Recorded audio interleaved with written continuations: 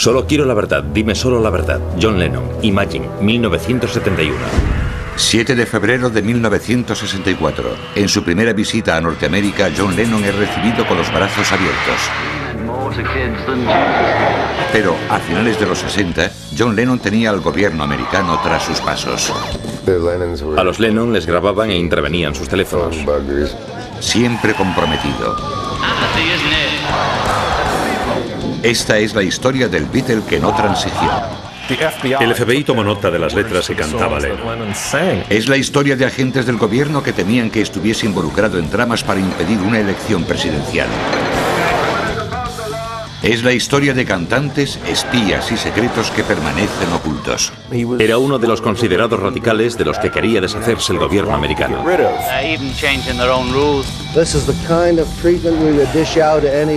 Este es John Lennon, desclasificado.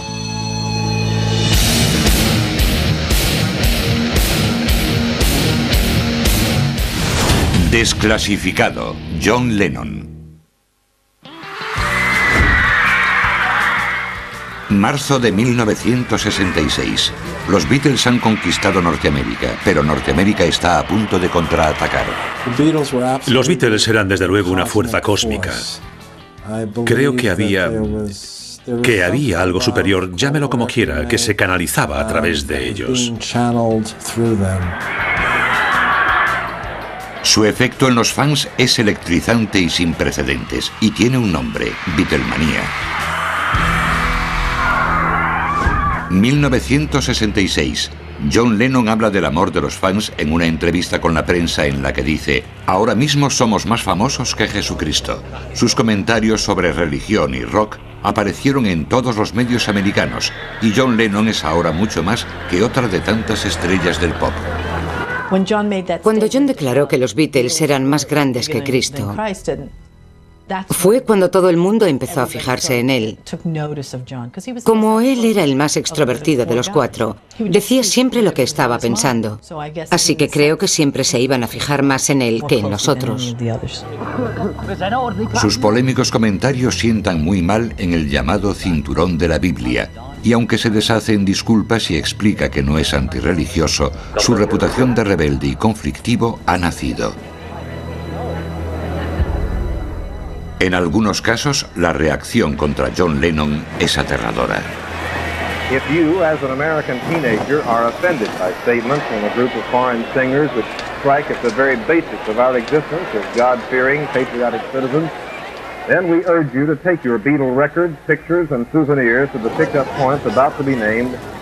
On the night of the Beatles' appearance in Memphis, August 19th, they will be destroyed in a huge public bonfire at a place to be named soon. I just didn't mean what everybody thinks I meant, you know. I'm not anti-Christ or anti-religion or anti-God, you know. We meant more to kids than Jesus did, or religion at that time. I wasn't knocking it or putting it down, I was just saying it as a fact. If it had said television is more popular than Jesus, I might have got away with it.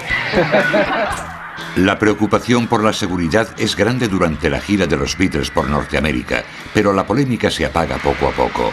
Aún así, John Lennon ha causado impresión en los Estados Unidos. Lo que pasaba con John era que, sí, era una persona tímida y retraída, pero también decía lo que pensaba en todo momento. No tenía miedo en cuanto a expresar su punto de vista y nunca encontró una muestra de autoridad contra la que no quisiese rebelarse o que no quisiese derribar. Su talento para la polémica es una de las cosas que llevará al gobierno americano a considerarlo un subversivo.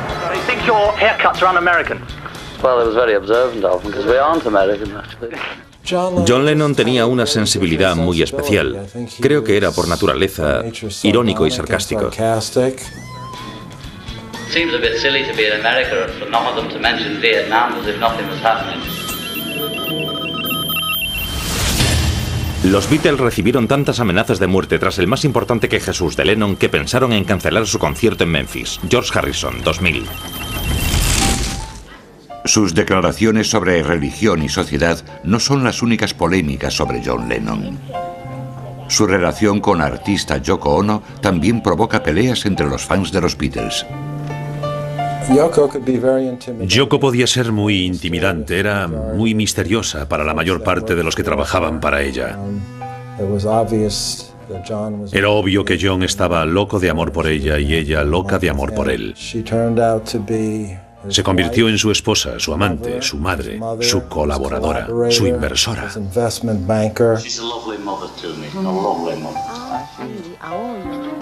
Well, that's too long, you see. I only want one line. I know. But you see, in Japanese, I know that you've heard it before. It's long in Japanese. 18 de octubre de 1968. Redada de la policía de Londres en un piso propiedad del batería de los Beatles, Ringo Starr. John y Yoko viven en él por esa época. La primera vez que yo supe de John y Yoko es que tenían problemas con las autoridades porque son detenidos por drogas en casa de Ringo. Ringo tenía ese sótano o bajo en algún lugar de Londres. Al mando de la redada está el sargento Norman Pilcher, que ya ha aparecido en los titulares por arrestar a los Rolling Stones y otras estrellas de rock por cargos relacionados con drogas. La fama mundial de los Beatles estaba en su apogeo y había llegado el momento de destruir lo que habíamos creado. Creo que John Lennon y los Beatles se convirtieron en objetivos muy obvios para el sistema. Ya no eran los número uno, los ídolos, sino hombres a los que había que apear de su pedestal. Al principio, John y Yoko niegan la entrada a la policía, pero cuando entran, un perro adiestrado descubre una pequeña cantidad de hachís o resina de marihuana escondida en un baúl. John fue bastante noble. Aparte de denunciar públicamente cómo los habían maltratado, se hizo responsable de todo al declarar que Yoko no tenía nada que ver con aquello. Lennon es condenado a pagar únicamente el equivalente a $200 por el delito, pero el arresto por drogas le traerá problemas años después en Norteamérica. El sargento Pilcher de la policía comete perjurio y es encarcelado, aunque Inglaterra no invalidará la sentencia de John Lennon. 1968. Mientras John y Yoko se defienden de los cargos por drogas en Londres, en Norteamérica los estudiantes se manifiestan apasionadamente en contra de la postura del gobierno sobre la guerra de Vietnam. Es año de elecciones y ese verano muchos llevan su lucha contra la guerra a la convención del Partido Demócrata en Chicago. El alcalde Daley se niega a permitir la que habría sido una manifestación muy numerosa. Así que se convirtió en una batalla por ejercer el derecho a protestar en las calles, aunque los permisos no se habían concedido. Lo que significaba que podían arrestarte en cualquier momento. Y eso supuso unos 5 días de enfrentamientos en la calle. Una persona asesinada, muchos otros apaleados, incluso periodistas, porque no querían que el mundo lo viese. Tom Hayden es uno de los 7 de Chicago, líderes de las protestas que están siendo juzgados por conspiración. The chief street tactician is Tom Hayden, student leader. But you're going to march anyway. Are you expecting trouble? We expect to march. What does we expect trouble all the time. We're coming to Chicago by the tens of thousands, whether or not there are any permits given. Después de que Nixon fuese elegido unos meses más tarde, tras prometer que acabaría con el desorden, nuestro caso se volvió prioritario y fuimos procesados y acusados de conspirar, lo que legalmente significa actuar en paralelo, para organizar las revueltas de la convención.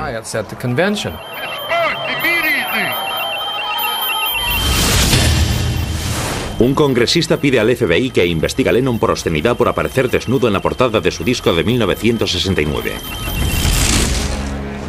1969. Los cargos contra los 7 de Chicago se desestiman en la apelación. El recién elegido presidente Richard Nixon declara que la ley y el orden son su prioridad. I'm against violence, period. Violence begets violence, as far as I'm concerned. It's been proved by what's going on in the States and the protest marches in Grosvenor Square in London. John y Yoko están abiertamente en contra de las protestas violentas.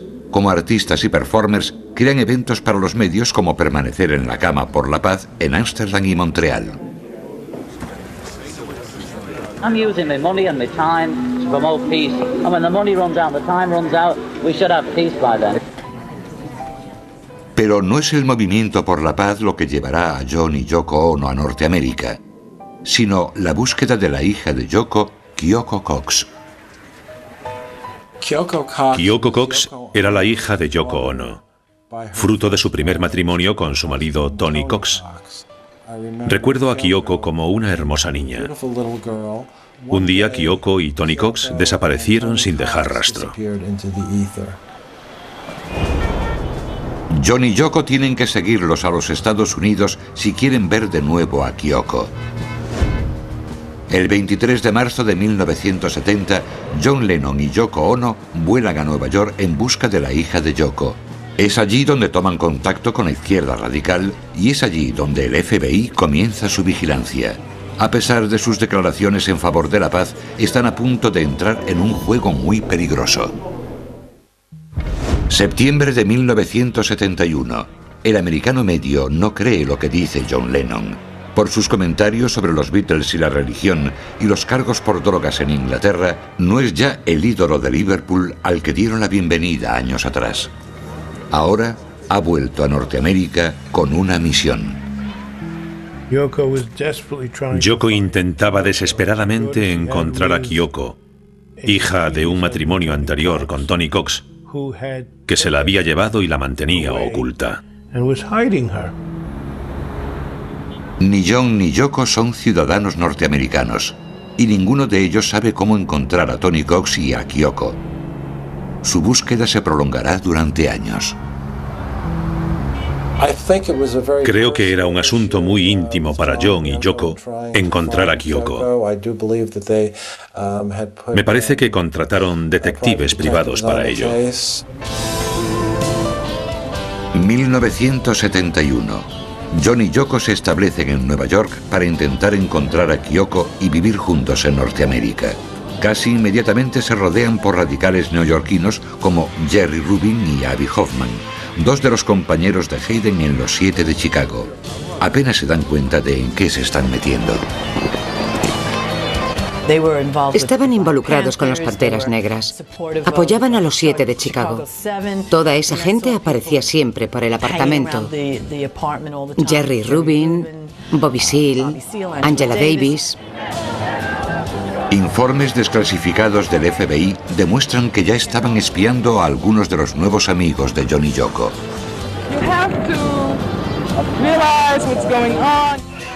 Estos son los líderes de la izquierda en los Estados Unidos y de la protesta y la revolución.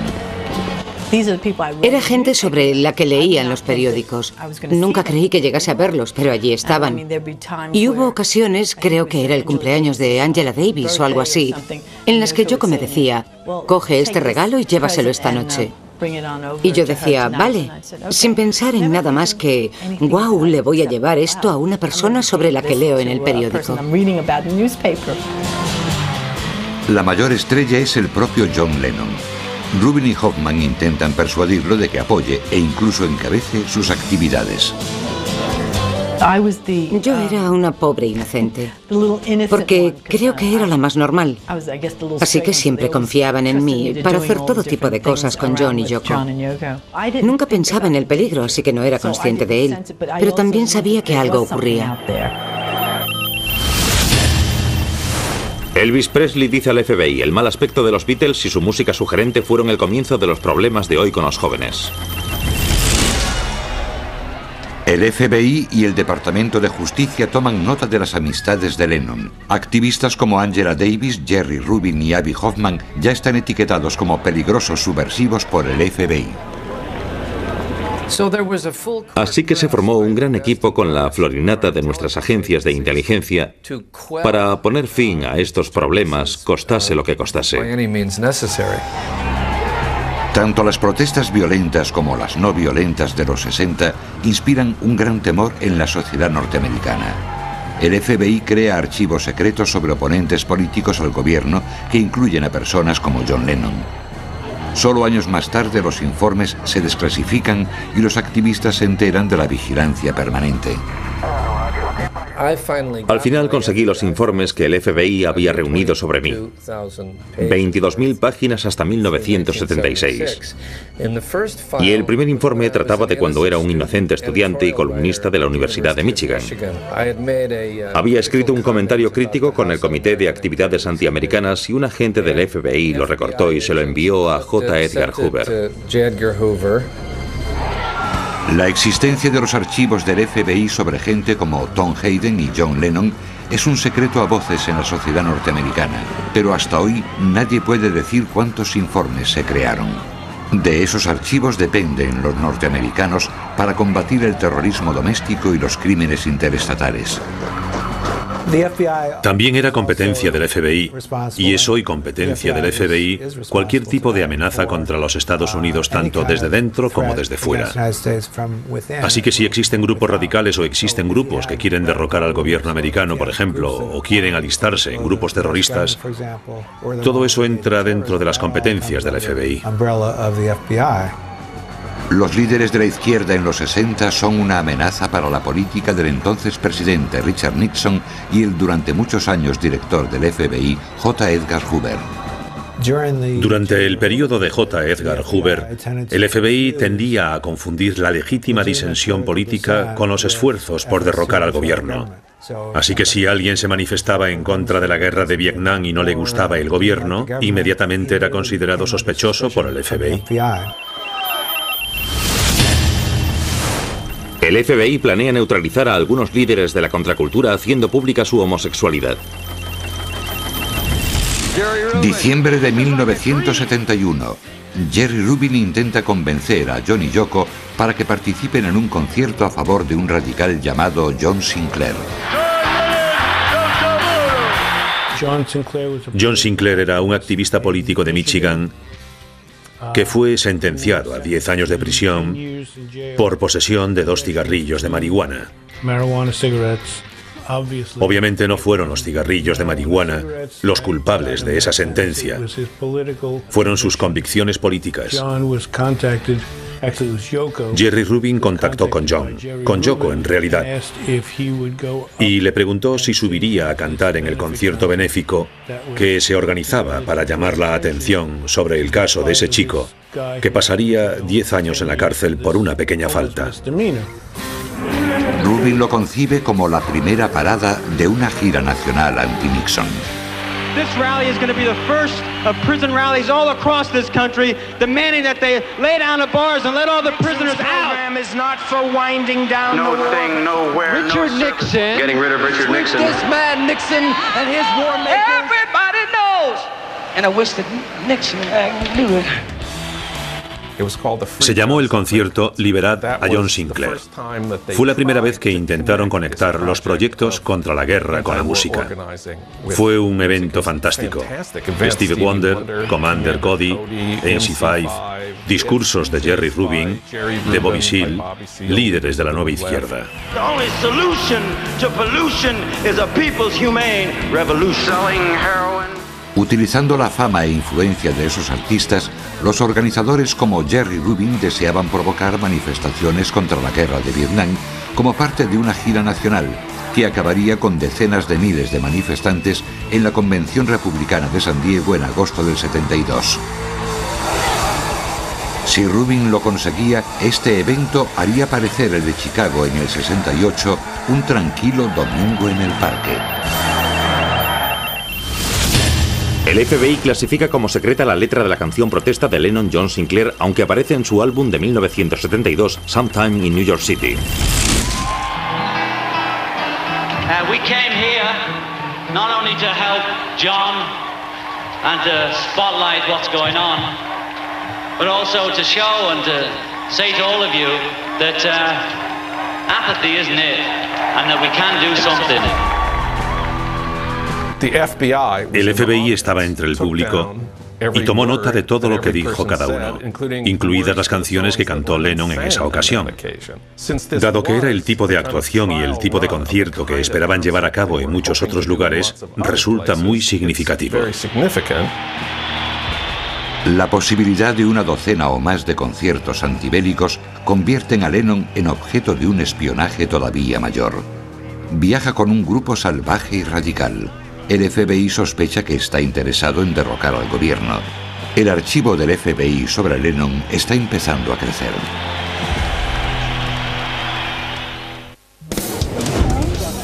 Enero de 1972, Nueva York. Richard Nixon es presidente y responsable de los más violentos y trágicos días de la guerra de Vietnam.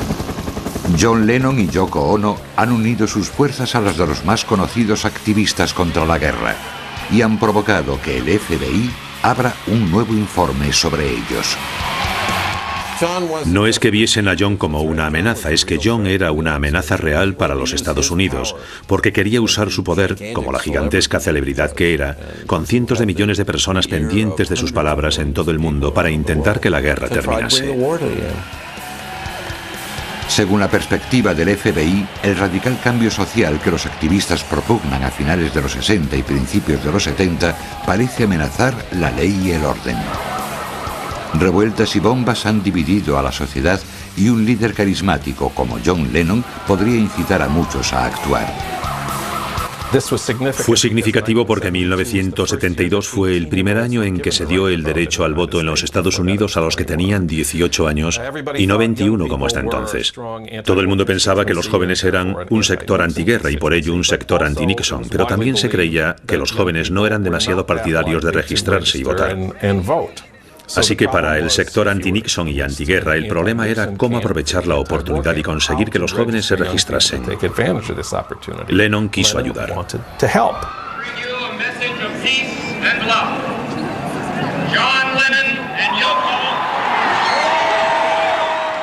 Un posible objetivo para una acción callejera de la izquierda es la convención republicana prevista para agosto de 1972. Había reuniones eternas con Jerry Rubin y Bobby Seale, y la idea era, ya sabes, impedir la convención.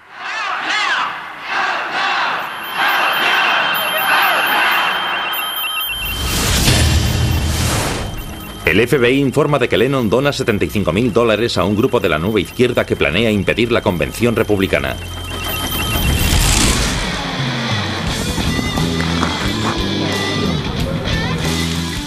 La guerra de Vietnam continúa. Las protestas se hacen más violentas y la reacción del gobierno más opresiva. Archivos desclasificados del FBI muestran la creciente frustración del gobierno. Este es un informe del FBI con fecha del 27 de mayo de 1966. Dice que para intentar descubrir, impedir o neutralizar las actividades de la nueva izquierda, el FBI se enfrenta a una situación sin precedentes porque, primero, la nueva izquierda es difícil de definir con precisión. Y segundo, por la total indiferencia de la nueva izquierda por las leyes sociales y morales y las ventajas sociales. Creemos que el inconformismo en el vestir y el lenguaje, el desprecio por la higiene personal, la obscenidad hablada y escrita, la evidente promiscuidad sexual, la experimentación con las drogas, las ropas descuidadas, el pelo largo, calzar sandalias y lucir adornos extravagantes, llevan a desestimar cualquier intento por ridiculizar a estas personas. Pero hay una gran diferencia entre John Lennon y activistas contra la guerra como Tom Hayden. John Lennon no es ciudadano norteamericano. Aun siendo rico y poderoso, John Lennon reside en el país con un visado temporal. John Lennon puede ser presionado.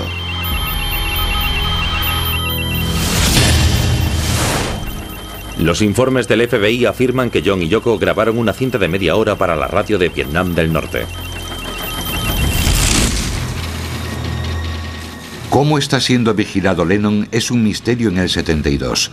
Él, Yoko y su círculo tienen sospechas, pero pasarán décadas antes de que esos informes que empezaron en el concierto Liberad a John Sinclair sean desclasificados por completo. John tenía constantemente, es difícil afirmarlo, pero teníamos la impresión de que al menos en los Estados Unidos su teléfono estaba pinchado. Había un tipo enfrente en la calle Bank que estaba siempre desmontando y volviendo a montar una moto. Estoy absolutamente seguro de que su trabajo era estar allí. Es un poco raro. Yo estaba en peligro y no tenía ni idea. Mis teléfonos estaban pinchados. Siempre oía clics en la línea y nunca hubiese pensado que podía haber alguien grabando mis llamadas. En ocasiones, cuando yo llamaba, por ejemplo, él decía cosas como, ten cuidado, el teléfono está pinchado, o sí, jajaja. Pero creo que había algo de verdad en todo eso. John y Yoko incluso hablaron de vigilancia en la televisión nacional con Dick Cavett. Creo que era sabido que los Lennon eran vigilados con cámaras, grabaciones, micrófonos y toda clase de cosas. Esas cosas se les hacen a gente como ellos. El monstruo de dos cabezas de la hija desaparecida y la administración intentando alterar sus vidas y echarlos del país era emocionalmente un peso muy difícil de llevar, y hablaban de ello en privado o en público.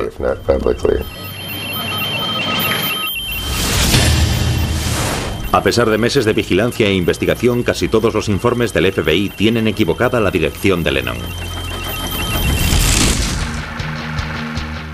El arresto de 1968 en Londres ya había complicado la vida de John Lennon. Las leyes de los Estados Unidos son muy estrictas para los convictos por consumo de drogas. La primera vez que John quiso entrar en los Estados Unidos y establecerse allí, tuvimos grandes problemas para conseguir los visados y demás. Y no ayudaba el que dijese ciertas cosas en público sobre la guerra de Vietnam. El presidente Richard Nixon es la clase de autoridad que a John Lennon le encanta criticar. Una serie de conciertos anti-Nixon pondrán a Lennon ante una nueva audiencia. Tenía talento para causar roces con la autoridad que actuase, ya sabe, de modo equivocado. Lo hacía sin querer, era espontáneo. John Lennon no lo sabe, pero el archivo sobre él sigue creciendo. Hay infiltrados en su círculo más íntimo y sus escritos y canciones son escrutados en busca de mensajes ocultos. Todo este espionaje tiene un objetivo: expulsar a Lennon de los Estados Unidos.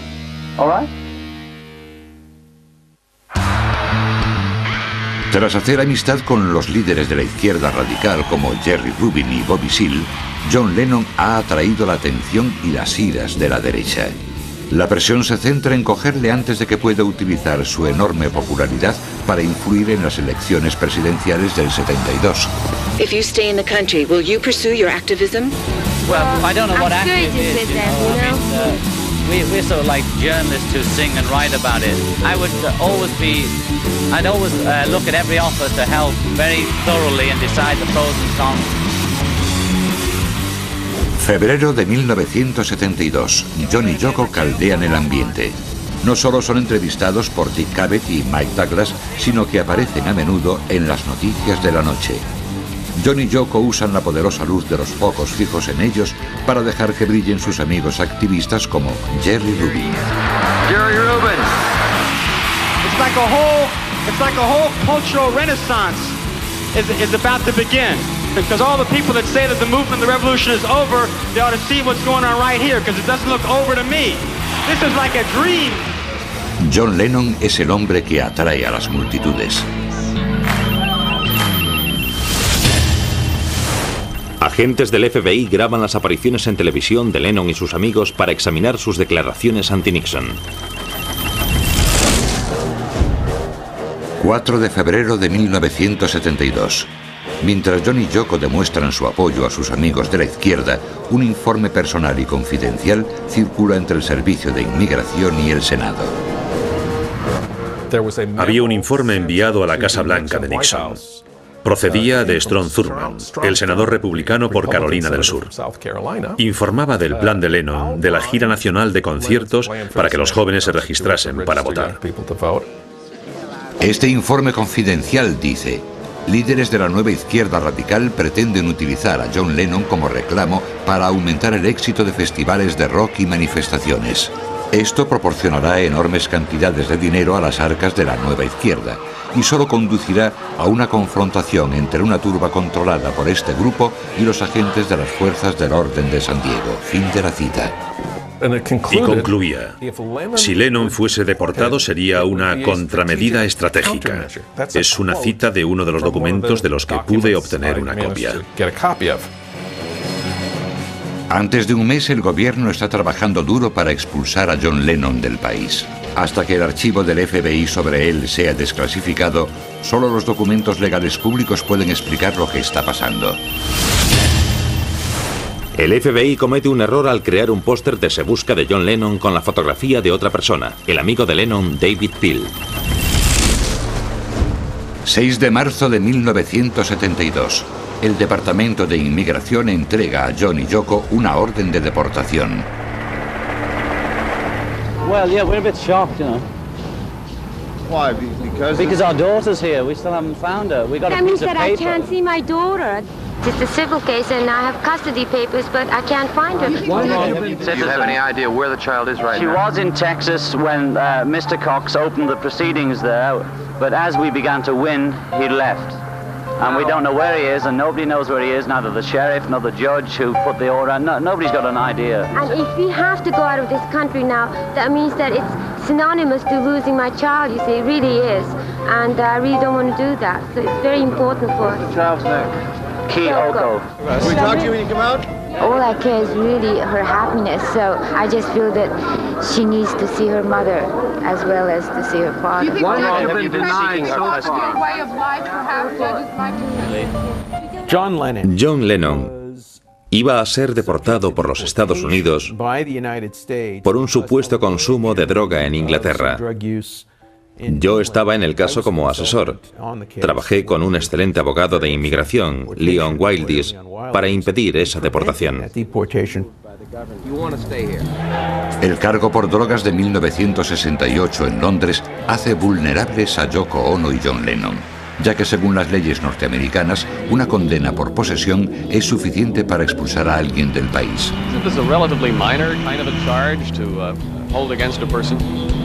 The conviction for marijuana? No. Unfortunately, the law denounces it, and while that stands, there's no form of relief that's possible in his case. This is the law, and there's no way of overcoming that. Y por supuesto todo era una fachada. Iba a ser deportado por ser quien era, por sus canciones y su compromiso con el movimiento pacifista. Era una de esas personas, uno de esos llamados radicales peligrosos de los que querían librarse los Estados Unidos. They're even sort of changing their own rules to get us, you know, just because we're peaceniks, really. And you don't think there's any possibility that the government is trying to harass the Lennons? Absolutely not. This is the kind of treatment we would dish out to anybody convicted of a narcotics offense. A few friends of ours in the pop business have exactly the same conviction as me and are allowed to come and go as free as they like. They just don't happen to have the same point of view as me, or they don't state it. Will you now stop speaking out against the war? No, nothing will stop me, and whether I'm here or wherever I may be, I'll always have the same feelings and say what I feel, you know. Agentes del FBI acusan a John y Yoko de utilizar la desaparición de Kyoko como excusa para evitar ser deportados. Muchos famosos salen en defensa de John y Yoko. Después de uno de los dos programas que hice con ellos, dijo: ¿te importa venir y decir algo en mi defensa delante de los abogados en el juicio? Y yo no vacilé ni por un momento. Dije: claro, por supuesto.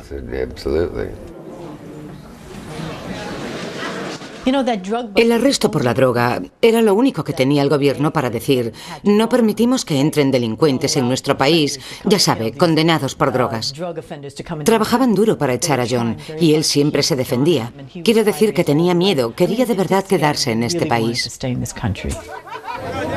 Well, I've met a lot of New Yorkers who complain about it, but nobody moves out. It's the greatest place on earth. We're artists, you know. For artists, it's really a very stimulating place. New York is what Paris was in whenever Paris was for artists, and this is the center of the art world, and we want to be in the center. La vigilancia encubierta continúa, pero Lennon consigue seguir. Pronto serán revelados los secretos de esa vigilancia. La conmoción de un asesinato llevará a desenmarañar los archivos del FBI sobre John Lennon. John Lennon continúa siendo el centro de atención del FBI. Hasta ahora solo circulan rumores, apoyados por el informe de Strong Thurmond. La verdadera historia sobre quién está investigando a John Lennon y por qué lo hace permanece clasificada. Las pruebas de peso se encuentran en archivos secretos. Lennon afirmaba que su condena por drogas era solo un pretexto para expulsarlo del país debido a su activismo político, su postura contra la guerra y sus críticas en público hacia Nixon. Lo que Lennon decía tenía sentido. Por otro lado, la ley era la ley en aquellos días. La investigación secreta permanece oculta, pero tiene graves efectos. John Lennon no encabezará la serie de conciertos. La explosiva contramanifestación en la Convención Nacional Republicana de 1972 nunca tendrá lugar. Richard Nixon consigue la reelección en un ambiente de conmoción. Según lo ocurrido en el juzgado de inmigración, Lennon estaba bajo una orden de abandonar el país antes de 60 días, comenzando en febrero de 1972. Y eso podía seguir posponiéndose y ampliándose, pero durante casi 2 años la amenaza de ser deportado en un mes o 2 pendió sobre su cabeza en todo momento. La controversia se convierte en una prolongada y constante batalla legal para conseguir los visados de la pareja. Tras años de batallas legales, en 1976, él y Yoko Ono consiguen el derecho a permanecer en los Estados Unidos. El FBI cierra su archivo sobre Lennon citando su inactividad en actividades revolucionarias y su aparente marginación de los radicales de Nueva York. Former Beatle John Lennon was shot and killed in front of his home on Manhattan's Upper West Side tonight.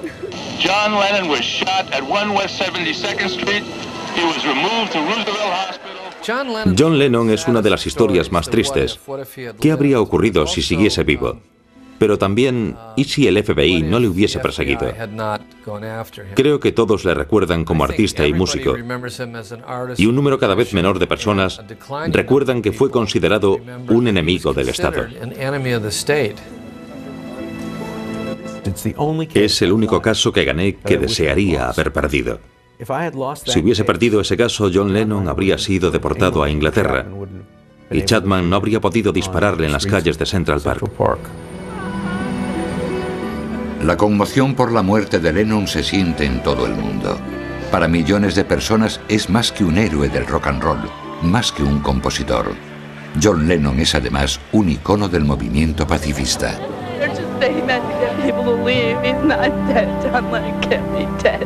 It's like shooting a friend. You know, it's like a death in the family. I believe it really happened. John Lennon was the greatest person in the world. He held aloft a light in a world made dark by war and violence. Su muerte violenta contradice todo por lo que luchó, y su juventud convierte su pérdida más que en una conmoción en una tragedia. La voz de una generación ha sido acallada. Yo era un fan de Lennon, claro. Soy parte de la generación que creció con los Beatles y cuando dispararon a Lennon en diciembre de 1980 quise escribir algo sobre él. 1981. El profesor Jonathan Wiener pide al FBI que desclasifique el archivo sobre John Lennon. Pide la ayuda de la Unión Americana por las Libertades Civiles. Se ampara en el Acta de Libertad de Información, una ley promulgada en 1966. Dice que no solo el gobierno pertenece al pueblo, sino que los documentos del gobierno pertenecen al pueblo. Y si el gobierno posee cualquier documento que tú desees, tienes el derecho a pedirlo. Y están obligados a darte una copia, a menos que el documento que pides pueda incluirse en una pequeña lista de excepciones. El FBI entrega las páginas que considera aceptables para mostrar. Muchas de ellas han sido considerablemente manipuladas. Se utiliza un rotulador negro para tachar información confidencial. El FBI dice, tenemos este informe de 275 páginas. Nos quedamos más de 200 páginas o algo así en base a esas excepciones. La mayoría por motivos de seguridad nacional. Tiene derecho a apelar. Si la apelación es denegada, tiene derecho a ir a juicio. El FBI tarda 20 años en desclasificar el informe de un infiltrado sobre un loro de los amigos de Lennon al que han enseñado a decir exacto. La batalla dura décadas. Algunos agentes del FBI son depuestos, se emiten veredictos y poco a poco el archivo del FBI sobre John Lennon llega al profesor Wiener. Tenemos dos documentos, uno al lado de otro. La página del archivo del FBI sobre Lennon que nos dieron al principio, tachado en su mayor parte. Y la misma página sacada a la luz tras el acuerdo en la que se puede ver exactamente lo que mantuvieron en secreto todos estos años. Los primeros documentos que muestra el FBI no justifican la idea de que Lennon supone una amenaza para los Estados Unidos. El argumento sobre la seguridad nacional no se mantiene. La segunda justificación del FBI para su secretismo es proteger la identidad de los informadores, pero entonces aparece por sorpresa un aliado. Inesperadamente recibo una llamada de una mujer que dice ser Julie Maynard y que era uno de los informantes confidenciales del FBI que aportaban información sobre John Lennon. Están a punto de aparecer nuevas páginas. Así que enviamos al juzgado una declaración de Julie Maynard en la que afirmaba: yo soy esta persona. Si el gobierno quiere mantener mi identidad en secreto, no lo estará haciendo en mi beneficio. Y creo que una vez más eso destruyó la fachada que el gobierno pretendía mantener con ese argumento. Una sección más seria del informe indica que el FBI sabía lo que John y Yoko se jugaban. El FBI sabía de su búsqueda de Kyoko, la hija desaparecida de Yoko Ono. En realidad aparece un par de veces en el archivo del FBI que estaban intentando encontrar a Kyoko. El historial de John Lennon con las drogas también aparece en los archivos. Se sabe, dice, que Lennon es consumidor de narcóticos conocidos como downers. Y si Lennon fuese arrestado por el cargo de posesión de narcóticos, sería posible deportarlo en menos tiempo. Y esta información debe ser difundida a los agentes de policía apropiados, especialmente en Miami, donde se iba a celebrar la Convención Nacional Republicana. A mí esto me suena como una propuesta para detener a Lennon por posesión de drogas, con el fin de echarlo del país antes de las elecciones. El fiscal jefe del Servicio de Inmigración, Vincent Schiano, dimite en protesta por habérsele dado más poderes para perseguir a Lennon que a antiguos nazis. El último secreto de los archivos del FBI sobre John Lennon es que materias como la seguridad nacional y la privacidad de los informadores son asuntos secundarios. El gobierno está protegiendo su propio derecho a guardar secretos por razones políticas. Sabemos que los altos cargos de la administración Nixon, hasta llegar al presidente, incluyendo los más influyentes consejeros, tenían un sincero miedo paranoico de la influencia de John Lennon y se esforzaban por deportarlo y echarlo del país, basándose solo en el beneficio político. A veces llegaban a extremos ridículos. Y lo que resulta ser el análisis más interesante es que el FBI dio por terminado su programa COINTEL de vigilancia sobre Lennon la semana siguiente a que Nixon fuese reelegido en noviembre de 1972. El FBI trabajaba con la Casa Blanca de Nixon y el Servicio de Inmigración para instruir el caso de deportación de Lennon. De eso trata en realidad el archivo del FBI sobre Lennon. Así que solo se trataba de utilizar una agencia de incógnito para cazar a alguien, a un artista, por aportar su enorme influencia y talento a la política durante unas elecciones. Pero la historia de John Lennon y el FBI no termina aquí. Hay 10 páginas de las 275 originales por las que todavía se lucha en los juzgados. Las 10 páginas que todavía retienen y que nosotros todavía estamos intentando que salgan a la luz, nos han dicho que contienen información proporcionada por un gobierno extranjero bajo la explícita promesa de confidencialidad. Ni siquiera se nos permite saber de qué gobierno extranjero se trata. Es confidencial. Pero podríamos especular que quizás no sea Afganistán, quizás sea Inglaterra. Décadas después de su muerte, nuevos secretos salen a la luz sobre la vigilancia del gobierno a John Lennon. Quizás John Lennon lo dijo mejor cuando escribió: "Dime solo la verdad". A la memoria de John Lennon.